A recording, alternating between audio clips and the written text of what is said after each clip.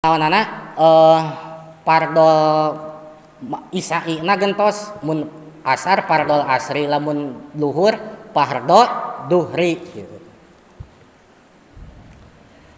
Tak hukum nangucapkeun ieu teh sunat saur dina katerangan dina kitab nusanes mah pangna sunat ngucapkeun usoli sabab supaya nulungan kana hate cenah. Lisan teh supaya nulungan kana hate margi ari niat mah wa mahaluhal qalbu tempatna niat mah dina naon dina hate ari rukun salat teh nomor kahijina naon niat teh tempatna dina naon dina hate sanes dina lisan sok sanaos lisan ngucapkeun usoli pardol isai ari hatena teu niat mah teu kaci eta teh salatna teh.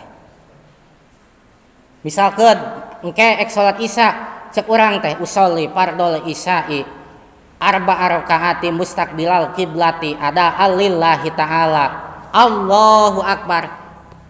Ari pas mimiti salat teu naon teu niat hate teh cek ilmu fikih mah teu sah eta teh salatna teh sok sanajan ngucapkeun usolli gitu.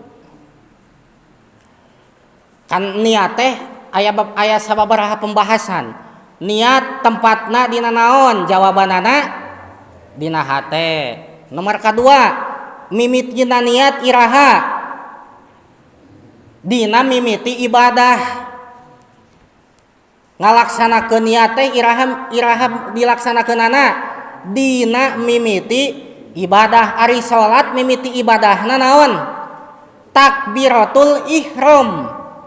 Berarti niat teh dina hate urang kedah dilaksanakeun dina nalika takbiratul ihram.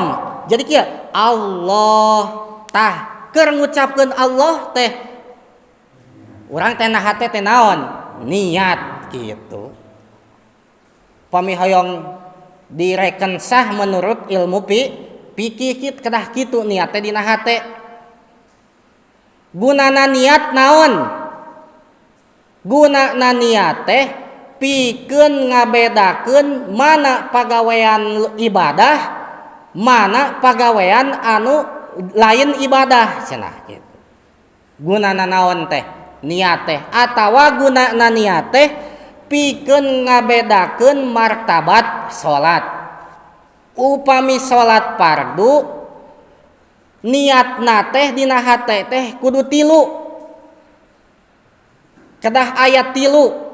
Upami salat fardu niat dina hate teh kedah ayat tilu. Hiji kedah nyebutkeun usolli atawa hartina teh abdi salat.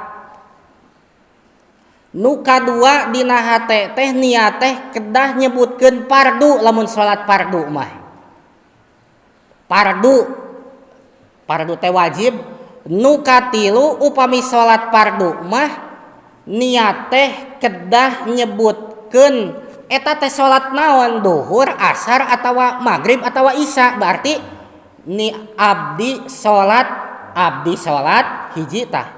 Fardu dua isya. Kudu tilu abdi salat fardu isya eta nu tilu teh kedah kasebutkeun dina hate teh nuju niat teh kitu. Upami salat fardu mah upami nyebutkeun rakaat sareng karana Allah mah eta mah teu kedah sunat eta mah nu kedah mah salat fardu mah tilu rupi.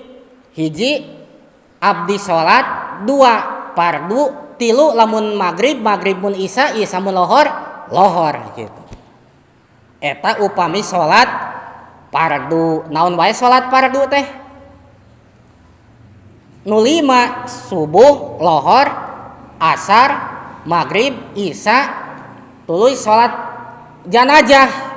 Sami salat fardu eta ge sok sanaos fardu kifayah salat janazah teh nya.